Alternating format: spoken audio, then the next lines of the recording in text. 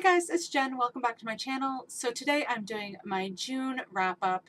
I'm a few weeks late getting this done because it's almost the end of July already. I don't know where the last month went. It just flew on by. But I need to get it done, so I'm going to do this wrap up and let you know what I read in the month of June. So the first book that I read in the month of June was an ebook that I borrowed from the library, and that was The Dangerous Art of Blending In by Angelo Sermelis, I think is how it's pronounced. In this book, the protagonist is a young male who is gay. He likes art, and it is also a story about abuse. So this book was really hard to read, but I felt like it was really well done. I gave it a 4 out of 5. In this book, our protagonist is being abused by his mother, and he's been abused by his mother like his entire life. And his mother is extremely religious. And tries to push him into that. She is not at all accepting of homosexuality, and she does not know that he's gay in this book. So basically, it's basically a coming of age story, but also like very important because it is showing like how there can be like that domestic abuse, and I don't think the abuse really had anything to do with the fact that he was gay. It just had to do with the fact that she abused him because she was abused as a child, so she felt like I don't understand her reasoning, but that's just what she did. And his father kind of just went along with it because he was like, oh, your mother had such a hard time growing up, blah blah blah blah blah. And it's like, well, just because she had the hard time growing up doesn't mean she needs to do that as well. And some of the parts in this book were extremely hard to read. So if you are interested in this book, I would say trigger warning for child abuse because it is really not good. But it was very eye-opening. I really appreciated that it was like showing the mother being the abuser, because most books that I read, it's the father being the abuser, and that's just not always what happens. But yeah, like it's just basically a coming of age story, and I really enjoyed how it ended. It's just very hard to read in some spots, so if you're not comfortable with child abuse, I would advise you not to read this. But it is a young adult book, and it was a very good read, and I did enjoy it a lot. And the next book that I read was another one that had to do with abuse, and I didn't realize that when I started this. I just wanted to read it, and that was It Ends With Us by Colleen Hoover. This was another one that I borrowed from the library. This one is about domestic abuse. So it is about a girl who grew up in an abusive household with her father abusing her mother, and then just, she doesn't want to continue that type of lifestyle as an adult. Obviously she didn't understand. She harbors a lot of anger towards her mother because she didn't understand why her mother stayed with her father, and it's just, I don't know. And then it's about a relationship where there is obviously some abuse going on, and at first, and you're kind of wondering, is that an accident or is this something else? I don't know. It was really good. It was Colleen Hoover. It was very emotional, and I cried. I gave it a 4 out of 5. I'm going to be reading more Colleen Hoover soon because I've just been enjoying her books so much, and I don't know why. Like, the first book of hers that I ever read, I didn't really enjoy that much, but like since that one, I've been enjoying them a lot. But this one, it is domestic abuse, so just be wary of that if you're going into it. If you can't handle that kind of trigger, then don't read it. The next 3 books are all part of a series that I read, and I'm just going to go over them all. I didn't read them all in a row, but I'm just going to go over them all at once. And that is Wolf Speaker, Emperor Mage, and The Realms of the Gods by Tamora Pierce. This books 2, 3, and 4 in the Immortals series, and I really enjoyed this series a lot. I gave Wolf Speaker a 4, Emperor Mage a 4, and The Realms of the Gods a 5, because it was just an amazing ending to the series. Our main character has grown up so much, and I just loved it. It follows Dane, who is a young girl with wild magic, which means she can communicate with animals, and animals can sense her feelings and emotions, and it's just, it was really good.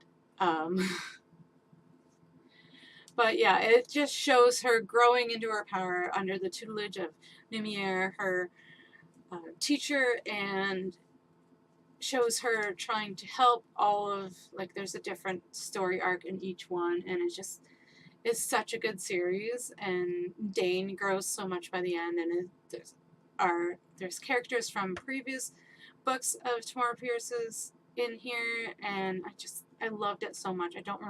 Can't really go into a whole lot of detail because it is a series. I don't want to spoil anything, but it's good. I'm so glad that I finally read these books because I missed them growing up.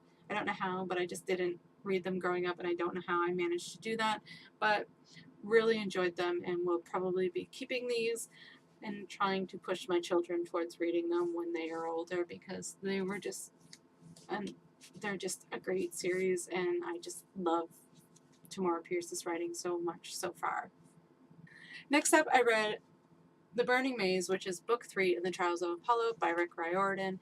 I really enjoyed this. I gave it a 4 out of 5. And I thought going in that this was the final book of the series. I don't know why I thought it was just a trilogy, but there's 5 books in this series, so there's 2 more books coming out, which made a lot of sense towards the end when I was like, not everything is resolved. What is going on? This one did drag in a few places. Once again, I did not like Meg as a character. She is slowly growing up, but towards the end of the book, but for the majority of the book, I did not like her as a character. But yeah, this is following Apollo while he is trying to fix his mistakes he made as a god, which caused Zeus to put him in the body of a mortal teen. And it's such, like, I really enjoy Rick Riordan's writing. It's not my favorite series of his, but I am enjoying it. Like I said, I gave this a 4, so I did really enjoy it. It's just a little slow in some parts, and I didn't like Meg, but it was a good addition to the series, and I'm looking forward to the next book. The next book that I read was a book that I've already gotten rid of because I didn't really enjoy it that much, and that was Gone Girl by Gillian Flynn. I gave this one a 2 out of 5. I did not like the ending of this. It was somewhat entertaining at the beginning, and I was like, oh, this better end. Like, I was hoping for a different ending, but it did not end at all how I was hoping. It is about a man whose wife disappears one day while he's at work, and he is a suspect for her disappearance. It happens on their anniversary, and it's just basically it's a psychological thriller, and I just did not like the ending, so I gave it a 2. I watched the movie after to see if the movie ended the same way. It did, so I did not like the movie either. Passed this book on to my dad, who read it, and he also did not like it because of the ending. It's just a very disappointing ending to the book. I just was hoping for something else, hoping for this to end a different way, but I did still read the whole thing, and I did enjoy some parts of it, so I did give it a 2 out of 5. I originally gave it a 3, but I decided to lower that to a 2 because I just did not like the ending, and I can't give it a 2. So it was very disappointing. It's probably one of my most disappointing reads of the year so far. I was hoping to enjoy it a lot more than I did, but I just couldn't because of the ending. The next book that I read in the month of June was Inferno Julie Kagawa. I really enjoyed this. I give it a 4.5 out of 5. It was a little slow in some parts, which is why I ended up taking off like that 0.5, because it dragged a little bit for me, but I did overall enjoy it. It follows a young dragon named Ember who lives in like a modern society, so like in our time, our current time, but she is a dragon, and the dragons can shapeshift into humans and disguise themselves as humans. There's a lot that goes on. There's like a couple of corrupt organizations in this, and Ember just wants to live a normal life. She doesn't want to do all the things that her organization wants her to do. Her organization is named as Talon. It is like an organization of all the dragons, helps them live and survive in the world where they're being hunted by another organization called St. George, who are dragon hunters, and they hunt them to kill them because they think dragons are evil. All dragons are evil, so it's a very interesting series, which I really enjoyed, and I just love Julie Kagawa's writing style. But yeah, this one was just a little slow, so I did dock it at 0.5, but overall, really enjoyed it. Thought it was a great ending to the series, and can't wait to read more from Julie Kagawa in the future. Next up was my book club read for the month of June, and that was Sky in the Deep by Adrienne Young. I really enjoyed this. I gave it a 4 out of 5. Most of the books that I read this month got a 4 out of 5. I don't know. It's just, I read a lot of good books in the month of June. So this one follows a young girl named Elin who is fighting, like I think it was every 5 years, her clan fights another clan in like some blood feud that they have that dates way back in generations, and she's fighting and she gets taken as a slave, but it turns out that her brother, who she thought was dead, is actually alive and living with this other clan or tribe of this other clan, the rival clan. So it's just her. So she obviously feels betrayed by her brother because she has thought he's been dead for the last 5 years since the last time they fought. And it's just really interesting. It is a standalone book. And it just shows like how similar and yet these people are, yet they fight because they feel they are very different. It's obviously like has a Viking feel to it. And I just really enjoyed it, and I think most people in our book club did. But yeah, I'm glad we read this, and I really enjoyed it, and we'll be looking forward to more by this author in the future.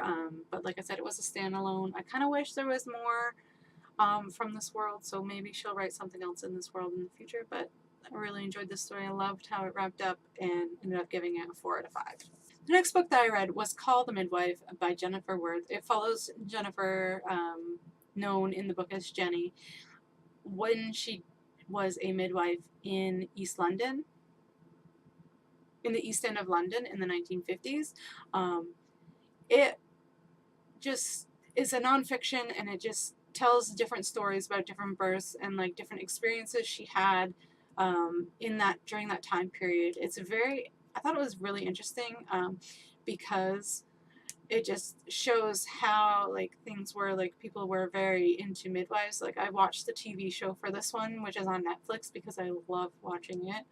And it's just very like shows the difficulties that there were back then giving birth, how things have improved, and it was just really interesting to read like some of the stories that she had to tell. I just really enjoyed it, and look forward, like I believe it's a trilogy, so I'm going to try and find like the other books and give them a read as well, because it was just really interesting and I really enjoyed it and want to read more. It did get me to start watching the series again, because I had finished all of my seasons that I had on Netflix at one point, but there's now a couple more seasons, so I'm watching it again, and my kids aren't too happy about it because it's not a cartoon, but I don't really care. I'm really enjoying it, and I just love seeing how people lived back then, and I just find it really interesting overall. like I said, I don't read a lot of nonfiction, so I'm glad that I did read this one. And the final book that I read in the month of June was Coming Up for Air by Miranda Keneally. This is one of her 100 Oaks books. It follows a girl who is a swimmer, so most of these books like follow someone who's like in some type of sport or extracurricular activity, because I think one of them was a singer. But this one is following a swimmer, and she has never been in a relationship, and she wants her best friend to teach her how to fool around and before she goes to college. And she's also like trying to qualify for the Olympic trials, so it's a very stressful time in her life, and there's a lot going on, and it was just a nice easy contemporary read. I find Miranda Keneally's writing style very easy to read, and I just really enjoy the 100 Oaks books. So I gave it a 4 out of 5, and I just really enjoyed it overall. If you like I'm not even a sports person, but I still enjoy these books despite the fact that I'm not a sports person.